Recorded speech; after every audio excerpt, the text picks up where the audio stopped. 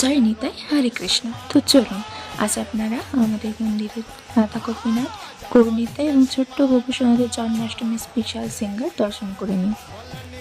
নিরানন্দ দূরে গেল ওই সীমানায় সীমানায়,